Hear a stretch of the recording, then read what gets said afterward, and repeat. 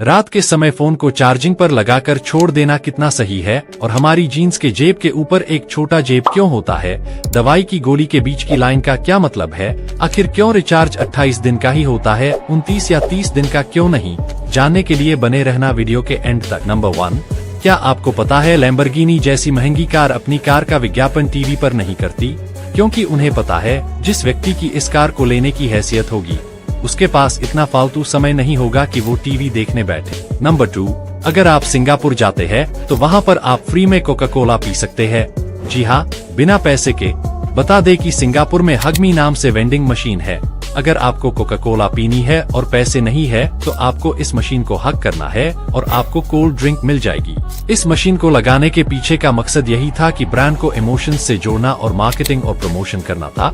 Number 3, क्या आपने सोचा है कि अब तक कितनी सरकारें आईं और चली गईं लेकिन इतनी हानिकारक होते हुए भी सिगरेट पर बैन क्यों नहीं लगाया?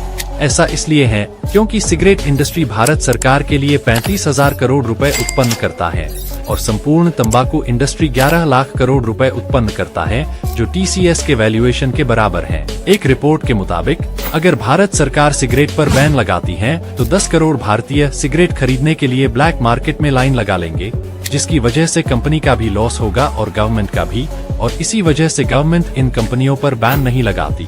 नंबर 4, आपके दिमाग में ये सवाल आया होगा कि जब हम 30 दिन के पैसे देते हैं लेकिन रिचार्ज सिर्फ 28 दिन का मिलता है, तो इसके पीछे 2 कारण होते हैं।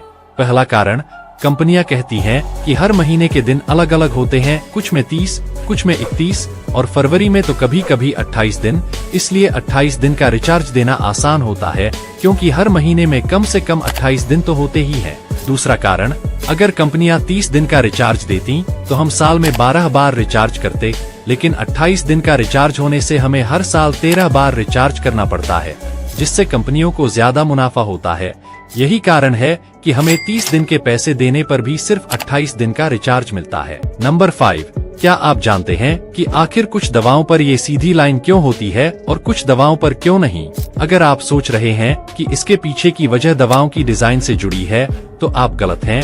गोलियों के बीचों बीच बनी लाइन का एक महत्वपूर्ण कारण होता है। सबसे पहले आपको बता दें कि दवाओं पर खींची गई इस सीधी लाइन को डिबॉस्ड लाइन कहा जाता है। इस लाइन को टेबलेट बनाने के दौरान डाला जाता है ताकि टेबलेट को आधा लेने की जरूरत पड़े तो उसे ठीक बीच से तोड़कर इस्तेमाल किया जा सके। इस तरह के निशान उन्हीं दवाओं पर बने होते हैं जो ज्यादा क्षमता की होती हैं। नंबर 6, ज्यादातर आप जीन्स ही पहनना पसंद करते होंगे। आजकल ट्रेंड भी जीन्स का है, लेकिन क्या आपने कभी इस बात पर गौर किया है कि जीन्स में ये छोटी पॉकेट्स किस लिए बनाई गई है?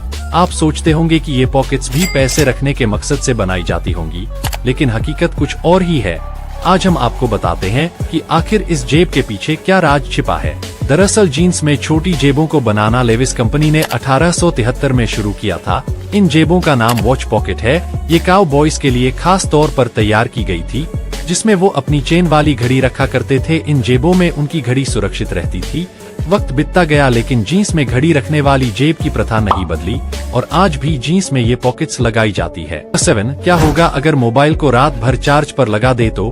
क्या इससे आपकी बैटरी खराब होने लगेगी या फिर इससे मोबाइल ब्लास्ट होगा? तो बता दे कि मोबाइल की बैटरी को 80 से 85% तक चार्ज करना सही माना जाता है।